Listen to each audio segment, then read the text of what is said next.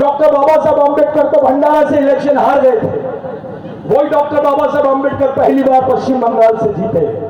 जिन्होंने उनको जिताया वो बिरसा मुंडा को मानने वाले लोग थे। डॉक्टर बाबा साहब आम्बेडकर जीते, संविधान सभा में गए और भारत का संविधान लिखने का मौका मिला बाबा साहब को। अगर बिरसा मुंडा का आंदोलन नहीं होता तो बाबा साहब को संविधान लिखने का भी मौका नहीं मिलता। ये सच्चाई है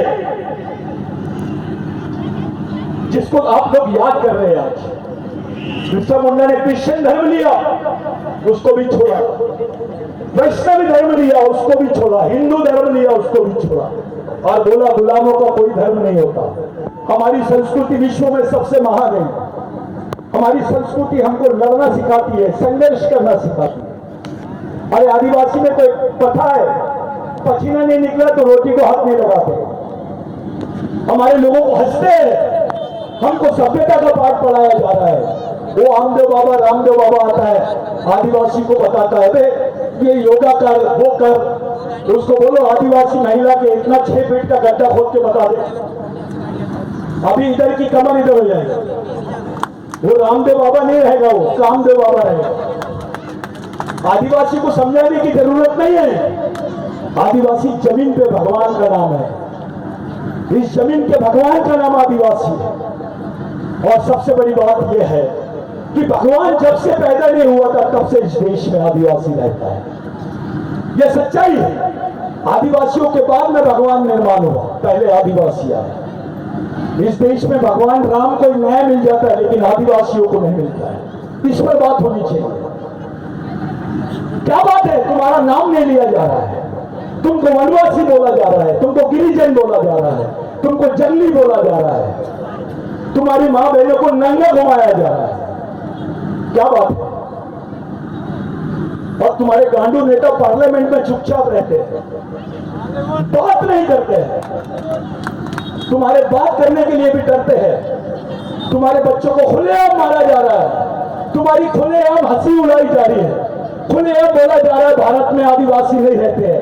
अब जिस देश में आदिवासी नहीं रहते उसकी पार्लियामेंट का सदस्य कैसे बना तू आदिवासी सीट से चुन के कैसे गए? अगर आदिवासी नहीं रहते यानी तू भी नहीं रहता है।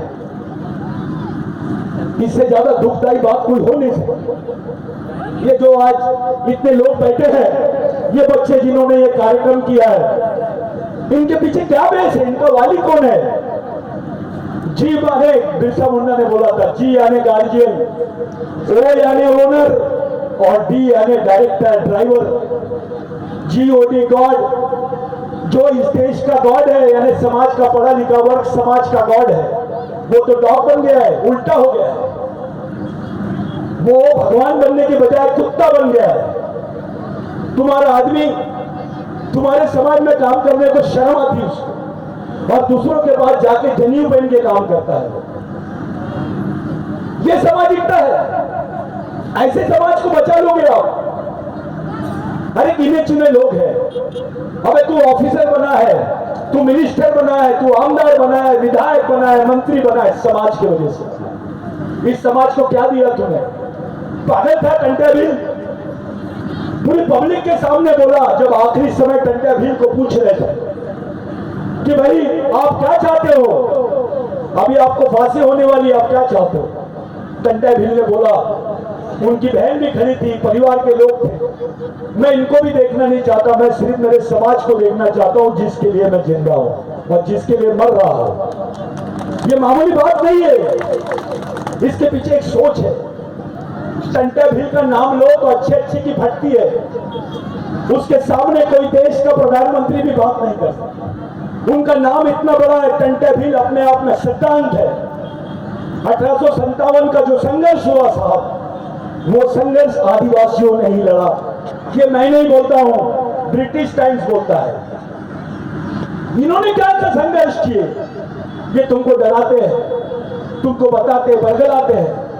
अरे आदिवासी से बड़ी कोई ताकत नहीं है। जब भी आपने बोला 7.5% लोग, जंगल में शेर की संख्या भी उतनी है जितने देश में आदिवासियों की। अगर शेर आंदोलन में उतर जाएंगे तो क्या होगा? बकने को जगह नहीं रहेगी किसी को। इस देश का मालिक है वो, टंट्या भील अपने लोगों को मालिक बोलते थे, तब से ये आंदोलन चल रहा है। बिरसा मुंडा अपने लोगों को मूल मालिक बोलते थे। राघोजी भांगरे अपने आप को मालवा बोलते थे, मावड़ा मराठी में बोलते हैं। तो ये जो सोच है, इस सोच के लिए आंदोलन होना चाहिए, इस सोच के लिए मिशन होना चाहिए, इस सोच के लिए विचारधारा होनी चाहिए, इस सोच के लिए बात होनी चाहिए। और ये करने में हम फेल हो गए। हम दूसरों की बात में ज्यादा ध्यान दे रहे, हम अपनी आइडियोलॉजी नहीं पैदा कर पाए, हम अपना सत्यांत पैदा नहीं कर पाए, अपनी विचारधारा को गति नहीं दे पा रहे। ये बच्चे किसके पास जाएंगे? दूसरे के दरवाजे पे जाएंगे क्या? बस नाचेंगे गाएंगे, वो जो बोलेंगे बेचारे थोड़ा कर लेंगे, जो उनके बस में है उतना कर लेंगे, उसके बाद चले जाएंगे। लेकिन इनके जो पालक है, इनके जो गार्जियन है, उन्होंने सामने आने की जरूरत है। आज समाज का पढ़ा लिखा वर्ग आने की जरूरत है, उसके नेतृत्व में एक काम होना चाहिए। कोई दिशा देने वाले नहीं है। ये भीड़ आती है, बच्चे लोग आते हैं, कोई नाचते, कोई घूम रहे हो, देखो वो चले उधर, क्या करोगे? आपका नियंत्रण नहीं है। मेरे लिए, आपके लिए एक ही पर्याय है, आपको सामाजिक मिशन की नींव रखनी पड़ेगी। इसके बगैर आपके समाज के सामने कोई दूसरा रास्ता नहीं है। जो भी समाज बना है इस देश में, उसके पीछे एक सामाजिक मिशन है। आपके पास भी सामाजिक मिशन होना ही चाहिए। ये बच्चे तैयार होना चाहिए, ये बच्चियां बोलने लायक बनना चाहिए, लड़ने लायक बनना चाहिए, खुद की लड़ाई खुद लड़ने में सक्षम हो जाना चाहिए। ये हमारे सामने पर्याय है। आज आपने बिरसा मुंडा को याद किया, आपका बिरसा मुंडा से क्या संबंध है? अगर किसी ने पूछा तो क्या जवाब दोगे? ये बिरसा मुंडा वही है जिन्होंने टंट्या भील से प्रेरणा ली, जिन्होंने ब्रिटिश टाइम्स पे एक आर्टिकल पढ़ा जिसमें टंट्या भील, रॉबिन हुड टंट्या भील की गिरफ्तारी की न्यूज थी। वो आर्टिकल बिरसा मुंडा ने पढ़ा, वहां से प्रेरणा ली और बोला कि जो काम भगवान टंट्या भील ने अधूरा छोड़ा है, मैं उसको पूरा करूंगा। वही बिरसा मुंडा है जिसकी लड़ाई में सेकेंड वर्ल्ड वॉर में जितने लोग नहीं मरे, विश्व युद्ध में जितने लोग नहीं मरे, उतनी लड़ाई में मरे। जमीन की लड़ाई, लाखों आदिवासी मारे गए, किसी ने उसकी दखल नहीं लिया। ब्रिटेन में गवर्नमेंट मजबूर हो गई और जाके लॉ बनाई जिसका नाम है भूमि संपादन अधिनियम, जिसमें लिखा हुआ है लैंड एक्विजिशन एक्ट में कि आदिवासी की जमीन गैर आदिवासी नहीं ले सकता है, और गैर आदिवासी तो क्या सरकार भी नहीं ले सकती है। ये कानून बिरसा मुंडा के आंदोलन की वजह से बना है। अगर ये कानून नहीं होता इस देश में तो तुम्हारे यहाँ 2 एकड़ 3 एकड़ 4 एकड़ जमीन नहीं होती, तुम्हारे पेट में रोटी नहीं होती, बदन पे कपड़े नहीं होते। कौन से भगवान ने दिया तुमको जमीन? राम भगवान ने दिया, गणपति ने दिया, सत्यनारायण ने दिया, किसने दिया? अबे जमीन का टुकड़ा तुम्हारे पास है, ये शहीदों के भरोसे, ये भगवान है, ये भगवानों के भगवान है, ओरिजिनल भगवान इनको बोलते हैं, इनके भरोसे। आज जितने भी बैठे हैं यहाँ पर हमारे भील वंश के लोग, मारवा निमाल के जो लोग हैं, ये इनका कतरा कतरा खून का कर्जदार है टंट्या मामा। लेकिन हम मानते नहीं है, हमारा दिमाग मंदिरों में ज्यादा है, हमारे लोगों में कम है।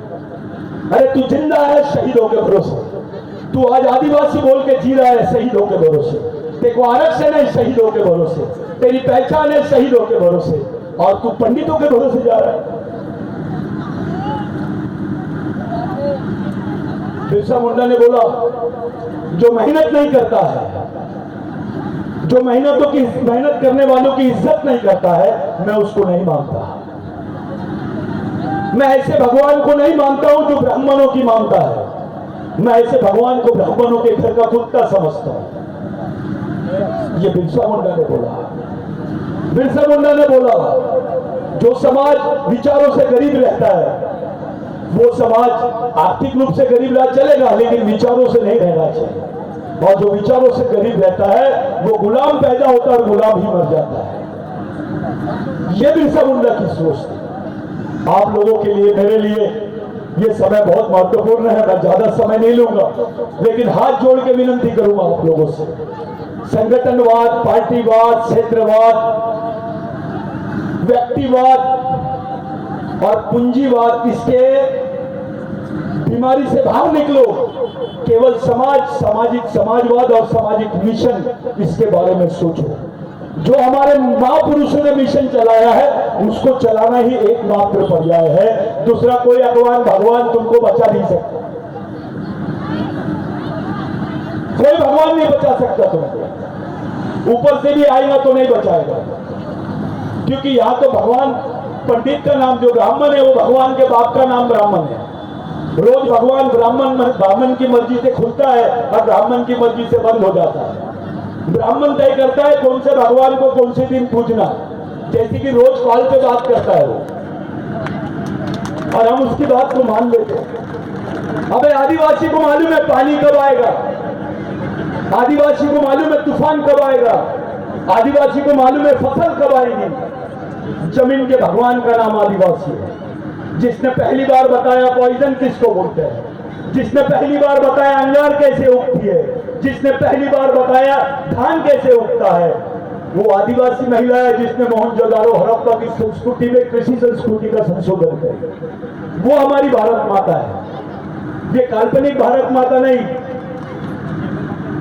और एक बात, अपने को शुरू में डर लगता है, शुरू में लड़कों के दिमाग में डर रहेगा, अरे यार अपन ये वाला संगठन में चले जाते, इसमें चले जाते, आज थोड़ा सा अपन गमछा बांध देते, क्या करेंगे बे?